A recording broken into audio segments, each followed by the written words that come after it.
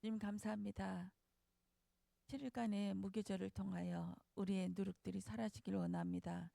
말씀을 통하여 하나님 기브온과 하나님 여보스 백성들을 통하여 7일간의 여정, 무교절의 역사가 어떻게 진행되며 우리 삶에 어떻게 녹아나는지 하나님 볼 수 있도록 주여 은혜해 주시옵소서.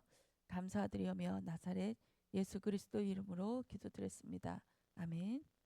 우리 출애굽기 12장 15절 말씀 한 절입니다.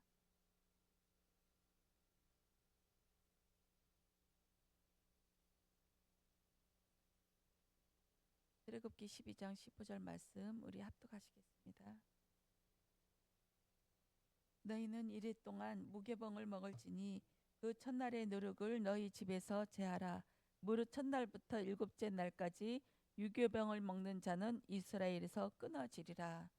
아멘. 우리 출애굽하면서 가장 중요한 유월절 사건을 얘기하는데, 유월절에 없어서는 안 될 유월절 양 잡는 날은 피를 바르고, 그 다음 날부터는 15일 날부터는 무교병 떡을 먹는 일들을 일주일 동안 합니다. 그래서 첫날하고 마지막 20일 15일 날하고 21일은 성회로 모여라. 너희들은 먹는 거 외에는 아무것도 하지 마, 일하지 마 하고 말씀하셨거든요. 이 무교절을 통해서 왜 누룩을 제거하는 일들이 그렇게 중요하게 벌어졌는지, 이 누룩이 무엇인지 좀 같이 은혜 받았으면 좋겠습니다. 우리는 여호수아를 지금 읽고 있는데, 여호수아를 통해서 가장 가슴이 절절했던 그 족속이 여부스 족속이에요. 기브온하고 여부스.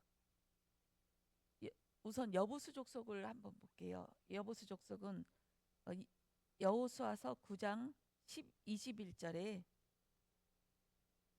여호수아서 15장 63절에 제가 읽어드리겠습니다. 예루살렘 주민 여부스 족속을 유다 자손이 쫓아내지 아니하였으므로 여부스 족속이 오늘까지 유다 자손과 함께 예루살렘에 거주하니라. 예루살렘은 그 여부스 족속은 높은 산이에요. 예루살렘 성 지은 데가 제일 높은 곳에 지어졌거든요. 그래서 여부스 족속은 아예 그들이 올라오지도 못할 것이다 하면서 내몰렸어요. 이때 기원전 1400년경이 여호수아가 가나안 정복 사건이었는데, 이후로 한 400년이 지난 이후 다윗 시대에 와서 이것이 점령이 되었습니다. 다윗 시대는 1000년, BC 1000년, 1010년 이렇게 얘기하고 있는데, 한 400년이 지난 다음에 그때 다윗이 쳐들어가려고 하니까 이 여보수 족속에 그 얘기를 합니다. 다리 저는 자와 맹인도 너희들을 쳐부실 것이다 하면서, 그 정도로 올라올 테면 올라와 봐봐. 눈먼 자고 다리 저는 자가 너희를 상대할 거다. 이 정도로 아주 우습게 여겼어요. 너희들은 우리 상대가 안 돼. 멀쩡한 우리 상대가 안 돼. 하면서 그렇게 얕잡아 봤는데, 결국은 다윗이 물 깃는 곳으로 올라가서 그들을 완전히 쳐부셨습니다. 그렇게 해서 속담이 생길 정도로 했는데, 이 여보수가 왜 저한테 인상이 되어 남았냐면, 마지막에 아리우나의 타작만, 여기서 여보수 족속이 나와요.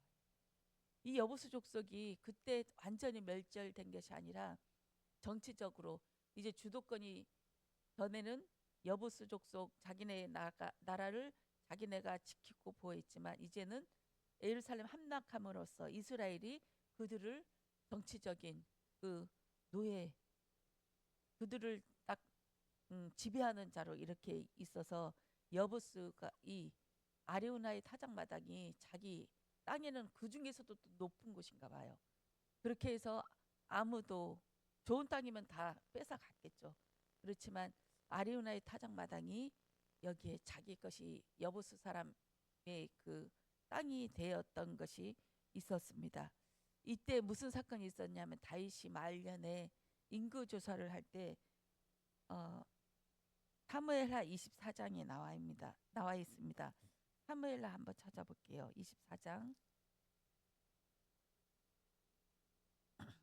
1절에 여호와께서 다시 이스라엘을 향하여 진노하사 그들을 치시려고 다윗을 격동시키사 가서 이스라엘과 유다의 인구 조사를 조사하라 하신지라. 다른 서신서에서는 이 하나님이 친 것이 아니라 사단이 그 마음을 일으켜 돌이켜서 이것을 치게 하신다고, 드러나게 하신다고 이렇게 나와 있습니다. 이스라엘을 치기 위해서 다윗을 격동하게 하셔서 이거 하나님이 하신 일이다. 그러면서 세 가지 재앙 중에 그 다윗은 전염병을 얘기했어요. 3일 동안. 근데 이들에게도 7일간의 무교절 역사가 있었습니다. 7일간에 7만 명이 3일도 되기 전에 몇 시간 만에 딱 죽여요. 그때 하나님이 돌이키시고 그 누룩을 제거하는 사건이 이들에게 있었거든요. 그렇게 해서 아리나이 타작 마당에서 칼을 들고 서 있는 그 천사를 향하여 다윗이 눈을 들어보니 그것이 보였었고, 거기에 아리우나가 내놓으려고 했지만 아니다, 돈 주고 사겠다 하면서 모든 것을 재물과 나무와 그 땅을 사고 거기에서 하나님 앞에 제사를 지냅니다. 이럴 때 하나님께서 용서해 주시고 돌이키시고 그곳에 나중에는 예루살렘 성전이 지어지는 역사가 있어집니다. 모리아 산이죠. 모리아 산에서 이삭을 바칠 때 그때와 또 여부수 족속의 땅 아리우나의 타작마당, 여기에서 그 재앙이 끝이는 장면. 그렇게 해서 이방인이 들어갑니다.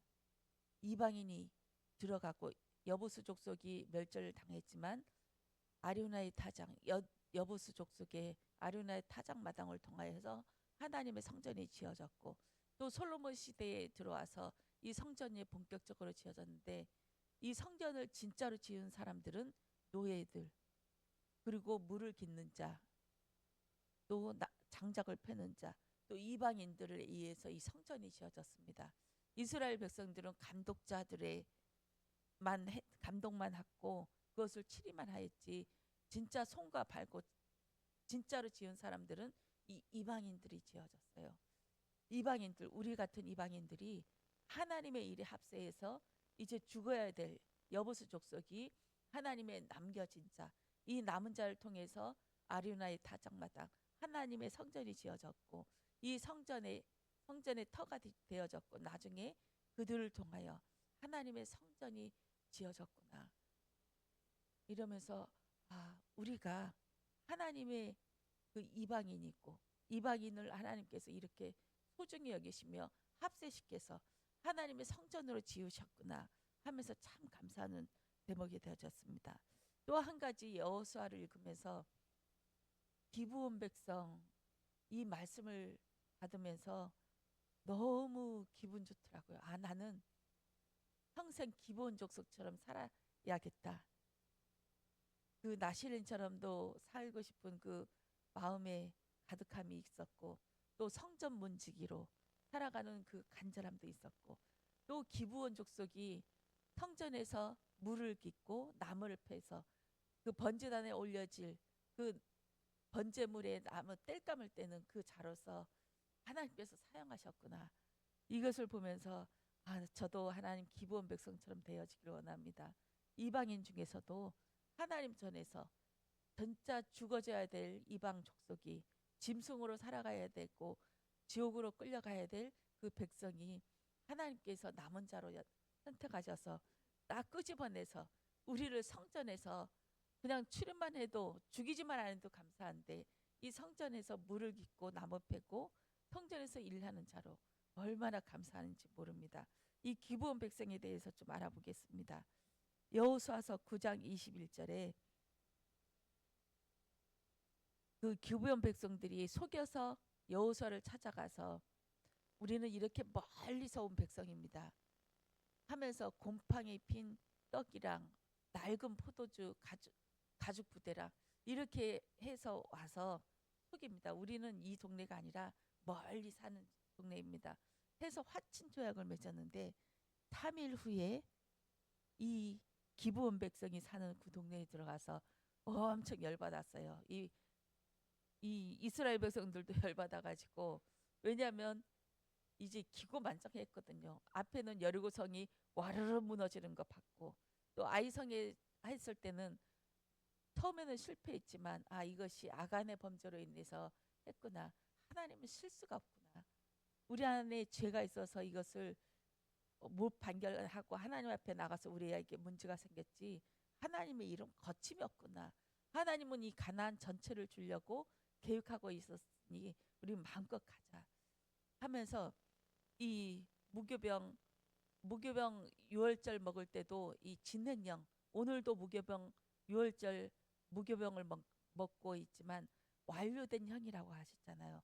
정복하라. 이것은 완료된 끝난 싸움을 우리가 싸워가고 있기 때문에 근사로 가면 된다. 정복하면 된다. 이렇게 하였듯이 이 여보수 기본 족속을 본 이스라엘 백성들이 열받았지만 이 대화에서 저는 많이 은혜를 받았거든요.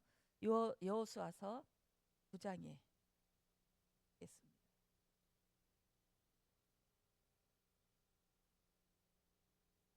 9장 21절입니다.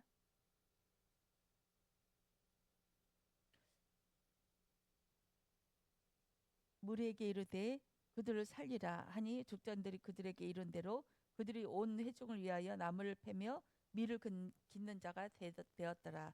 그리고 23절에 그러므로 너희가 저주를 받나니 너희가 대를 이어 종이 되어 다 내 하나님의 집을 위하여 나무를 패며 물을 깃는 자가 되리라 하니 그들이 여호수아에게 대답하여 이르되 당신의 하나님 여호와께서 그의 종 모세에게 명령하사 이 땅을 다 당신들에게 주고 이 땅의 모든 주민들 당신들 앞에서 멸하라 하신 것이 당신의 종들에게 분명히 들리므로 당신들로 말미암아 우리의 목숨을 잃을까 심히 두려워하여 이같이 하였나이다. 이렇게 고백을 합니다. 근데 기브온 백성들은 작은 성의 주민들이 아니었어요. 이 중에서 아주 큰 성이라서 그 주변에 있는 그 가나안 족속들이 열받아서 저 큰 성에 벌써 손을 들고 가버리니까 이제 자기네들은 큰일 났다 해서 연합 군대를 보내서 싸움을 시작했거든요. 이때 일어난 사건이 태영아 멈춰라. 이 어마어마한 사건이 기브온 백성들을 위하여 펼쳐집니다. 우리 이방인 족속들을 위하여 태영아 멈춰라 하는 그 사건이 벌어졌다니까요. 이거는 전무후무한 얘기겠죠. 이 얘기하고 히스기야의 그 죽음 앞에서 하나님 앞에 그 간구했던 사건, 이 일이 진짜 이루어집니까 했을 때 태양이 뒤로 물러간 그 사건, 이 두 가지 사건이 역사상 가장 큰 자연계를 어그르는 그런 일들이 있었습니다. 이 기브온 백성이 이런 백성이었어요. 태양아 멈춰라. 이 가나안 족속들 연합군을 다 죽일 때까지 태양아 멈춰라. 거기에 기브온 골짜기에 머물러라 하면서 명령했던 사건이 이거였습니다. 그리고 이걸로 끝나지 않아요. 바벨론으로 끌려가서 되돌아올 때 이 기브온 백성들 하나님께서 남겨둔 자, 이 남겨둔 자들을 같이 데리고 옵니다. 이것은 자발적으로 오는 일들이죠. 이스라엘 백성들도 전부 오지 않았어요. 전부 오지 않고 자기들이 원하는 이 예루살렘 성전을 사모하는 자들만 돌아왔습니다. 그때까지는 많은 것들로 치시고 역사했지만 그들에게는 그 바벨론 땅에 많은 정착되어져 있는 모든 것보다 하나님의 말씀, 예루살렘 성전을 사모해서 돌아왔고 그 기브온 백성들 그리고 이방인 백성들 중에서 하나님 앞에 성전의 심부름꾼들도 많이 왔거든요. 근데 이들은 따라올 필요가 없어요. 돌아와봤자 노예 생활이거든요. 노예 생활인데 그들은 자진해서 돌아왔어요. 이스라엘 사람들보다 더 하나님을 사모하는 그 열심과 그 간절함이 더 있다고 보거든요. 저는 그런 자 되어지길 원합니다. 이 바벨론 땅에서도 안심하지 않고 안착하지 않고 그 돌아가면 다시 노예 생활, 성전에서 물 깃고 노예 장작을 패는 일을 내 자손들까지 후손들까지 하게 되는 그 일이지만 그 노예 생활을 하기 원합니다. 하나님께서 은혜를 주셔서 우리를 물 깃는 자로 나무 패는 자로 이 기브온 백성 또 여부스 족속 그들을 통하여 또 성전터가 되어지는 그런 하루가 되어지길 원합니다. 누룩을 완전히 제거하는 그 7만 명이 떼죽음 당하는 그 사건이 있겠지만 우리는 그 누룩을 제거하여서 땅에 묻는 그래야 해서 이 땅에 누룩이 완전히 제거되어져서 하밀카제 예장을 통해서 그리스도가 부활하면서 우리도 같이 그리스도와 함께 부활하여서 이긴 싸움을 같이 싸워가는 같이 멍에를 메고 가는 우리가 되어야 될 줄 믿습니다. 기도하겠습니다. 주님 감사합니다. 아버지 누룩을 제거하길 원합니다. 우리는 누룩이 보여지지 않습니다. 나의 것으로 열심히 살아가고 하나님을 믿는다는 열심히 하나님의 전을 무너뜨리고 그런 일이 있겠지만 주님 은혜 주시옵소서. 하나님의 성전이 지어져 가고 또 하나님의 물깃는 자로 남은 패는 자로 아버지 성전 안에서 대대로 노예로 살아갈 수 있도록 하나님 은혜해 주시옵소서. 감사드리며 나사렛 예수 그리스도 이름으로 기도드렸습니다. 아멘.